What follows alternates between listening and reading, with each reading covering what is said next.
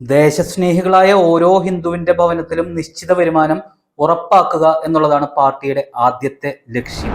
നമ്മുടെ ഹിന്ദു പെൺകുട്ടികൾക്ക് കേരളത്തിലെ ഇപ്പോഴത്തെ സാഹചര്യത്തില് വളരെ അത്യാവശ്യമായിട്ടുള്ള സെൽഫ് ഡിഫൻസ് ട്രെയിനിങ്ങും പാർട്ടി നൽകും. കേരളത്തില് ഇപ്പൊ തന്നെ ധാരാളം രാഷ്ട്രീയ പാർട്ടികൾ നിലവിലുണ്ട്. അപ്പൊ ചിലർക്കൊക്കെ തോന്നുന്നുണ്ടാവും, ഇനി ഒരു പുതിയ രാഷ്ട്രീയ പാർട്ടി എന്തിനാണ്, അതും ഹിന്ദു പാർട്ടി എന്ന്. നമസ്കാരം. അപ്പോ ഹിന്ദു പാർട്ടി എന്ന് പറയുന്ന ഒരു വീഡിയോ ഇട്ട് തുടങ്ങിയപ്പോ തന്നെ ഇതുകൊണ്ട് ഹിന്ദുക്കൾക്ക് എന്താണ് നേട്ടം എന്നുള്ളതായിരിക്കും ഓരോ ഹിന്ദുവിന്റെയും മനസ്സിൽ ഉയർന്ന ആദ്യത്തെ ചോദ്യം, അല്ലെ? അതുകൊണ്ട് തന്നെ നിങ്ങൾക്കുള്ള നേട്ടത്തെക്കുറിച്ചാണ് ഇന്ന് പറയുന്നത്. അതിനു മുൻപ് വീഡിയോകൾ കണ്ടിട്ട് എന്റെ പരിചയത്തിലുള്ള ചില ആളുകൾ വിളിച്ചു ചോദിച്ചിട്ടുണ്ടായിരുന്നു, എന്താണ് പാർട്ടിയുടെ പേര് പറയാത്തത് എന്ന്. സത്യത്തില് നമ്മുടെ പാർട്ടിയുടെ പേരിലല്ല, പകരം പ്രവർത്തനത്തിലാണ് കാര്യം എന്ന് സൂചിപ്പിക്കാനാണ് ഞാൻ ആദ്യം ആഗ്രഹിക്കുന്നത്. പിന്നെ നിയമപരമായിട്ട് ഒരു പാർട്ടിയായിട്ട് പ്രവർത്തിക്കുമ്പോൾ അതിനൊരു പേര് വേണം, ഇലക്ഷൻ കമ്മീഷൻ അണ്ടറിൽ രജിസ്റ്റർ ചെയ്യുകയും വേണം. അതുടനെ വെളിപ്പെടുത്തും. കാരണം സമാന ചിന്താഗതിക്കാരായിട്ടുള്ള ഞങ്ങൾ കുറച്ച് പേര് ചേർന്ന്, കൃത്യമായി പറഞ്ഞാൽ 122 പേര് ചേർന്ന് ഒരു യോഗം ചേർന്നു. അതിനുശേഷം താൽക്കാലികമായിട്ടുള്ള ഒരു സംസ്ഥാന കമ്മിറ്റി രൂപീകരിച്ചു.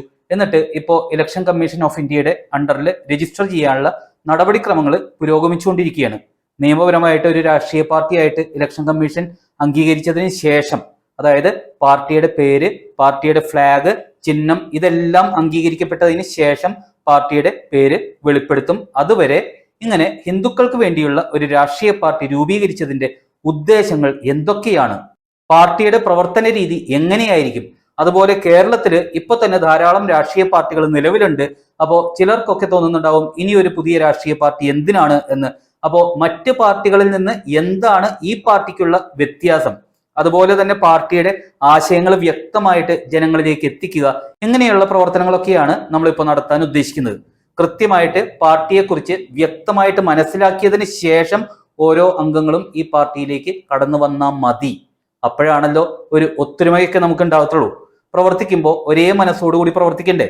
അതായത് കൃത്യമായി പറഞ്ഞാൽ, ഇപ്പോ പിന്തുണ നൽകാൻ ആഗ്രഹിക്കുന്നവർക്ക് ഞങ്ങളുമായിട്ട് സംവദിക്കുന്നതിനായിട്ട്, നിങ്ങളുടെ നിർദ്ദേശങ്ങളും ആശയങ്ങളും ഒക്കെ ഞങ്ങളുമായിട്ട് പങ്കുവെക്കുന്നതിനായിട്ട് സ്ക്രീനിൽ കാണുന്ന നമ്പറിലേക്ക് വാട്സപ്പ് മെസ്സേജ് അയക്കാം. നിങ്ങളെ യോജിക്കുന്ന ഗ്രൂപ്പിലേക്ക് ഞങ്ങൾ ആഡ് ചെയ്യും. ഇതോടൊപ്പം തന്നെ പല സ്ഥലങ്ങളിലായിട്ട് യോഗങ്ങൾ സംഘടിപ്പിക്കും. അപ്പോൾ അതുമായിട്ട് ബന്ധപ്പെട്ട വിവരങ്ങളും നിങ്ങളിലേക്ക് കൃത്യമായിട്ട് ആ ഗ്രൂപ്പുകളിലൂടെ തന്നെ എത്തും. അതോടൊപ്പം തന്നെ അംഗീകാരം ലഭിച്ചാൽ ഉടനെ ജനങ്ങളിലേക്ക് ഇറങ്ങുന്നതിനായിട്ട് സംസ്ഥാന തലത്തിലും ജില്ലാ തലത്തിലും മണ്ഡലം തലത്തിലും ഒക്കെ നല്ല കഴിവുള്ള ഇച്ഛാശക്തിയുള്ള പൊതുപ്രവർത്തനങ്ങളിൽ തൽപരരായിട്ടുള്ള, ഏറ്റവും പ്രധാനമായിട്ട് മനുഷ്യസ്നേഹികളായിട്ടുള്ള വ്യക്തിത്വങ്ങളെ തെരഞ്ഞെടുത്ത് ഓരോ ചുമതലകൾ ഏൽപ്പിക്കും. അപ്പോ പ്രവർത്തിക്കാൻ താല്പര്യമുള്ളവര് ആദ്യമേ തന്നെ ഞങ്ങളുമായിട്ട് ബന്ധപ്പെടുക. ഇനി പാർട്ടിയുടെ ലക്ഷ്യം തികച്ചും രാഷ്ട്രീയമായിട്ടുള്ള ലക്ഷ്യം തന്നെയായിരിക്കും എന്ന് ആദ്യമേ തന്നെ പറയാം. കാരണം ഒരു പ്രസ്ഥാനമായിട്ട് മുന്നോട്ട് പോകുമ്പോൾ നമുക്ക് പലരെയും സഹായിക്കേണ്ടി വരും. അത് സാമ്പത്തികമായിട്ട് മാത്രമല്ല, എല്ലാ രീതിയിലും സഹായിക്കേണ്ടി വരും. പക്ഷെ ചാരിറ്റി പ്രവർത്തനങ്ങൾ പാർട്ടി പ്രവർത്തനങ്ങളുമായിട്ട് കൂട്ടിക്കുഴയ്ക്കാൻ ഞങ്ങൾ ആഗ്രഹിക്കുന്നില്ല. ചാരിറ്റി പ്രവർത്തനങ്ങൾക്കായിട്ട് പ്രത്യേകം ട്രസ്റ്റ് ഇപ്പൊ തന്നെ നിലവിലുണ്ട്. അത് നല്ല രീതിയിൽ പ്രവർത്തിക്കുന്നുമുണ്ട്. അതിലൂടെ ചാരിറ്റി നടക്കും, പാർട്ടിയിലൂടെ രാഷ്ട്രീയ പ്രവർത്തനവും നടക്കും. പിന്നെ പാർട്ടി മെമ്പർഷിപ്പ്, അത് രജിസ്ട്രേഷൻ നടപടിക്രമങ്ങൾ പൂർത്തിയാക്കിയതിന് ശേഷം മാത്രമേ വിതരണം ചെയ്ത് തുടങ്ങത്തുള്ളൂ. അതും മെമ്പർഷിപ്പ് ഫീസ് വെറും 10 രൂപയാണ് നിശ്ചയിച്ചിരിക്കുന്നത്. ഇനി പാർട്ടിയുടെ ആദ്യത്തെ ലക്ഷ്യം എന്താണ് എന്നുള്ളതാണ് ഞങ്ങൾക്ക് നിങ്ങളോട് പ്രധാനമായിട്ട് പറയാനുള്ളത്.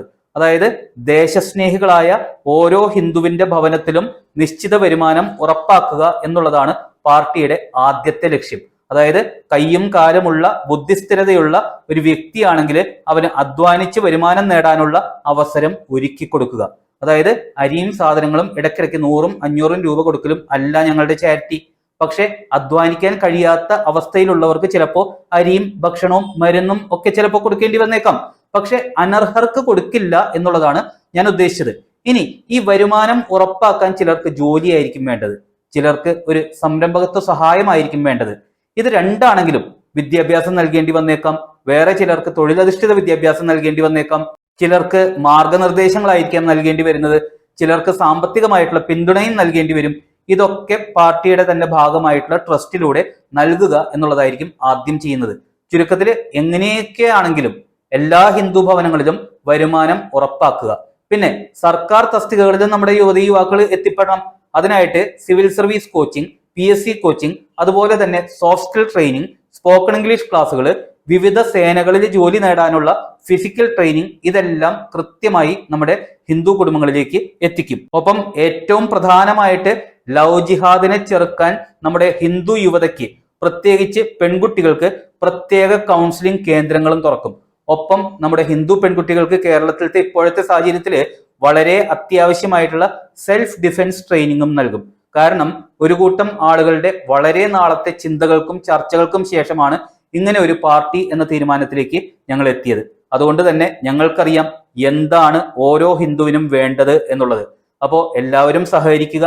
കാരണം പല പാർട്ടികളുടെയും മോഹന വാഗ്ദാനങ്ങളിൽ പെട്ട് അലസരായിട്ട് നമ്മുടെ ഹിന്ദു സമൂഹം ഒത്തിരി വൈകി.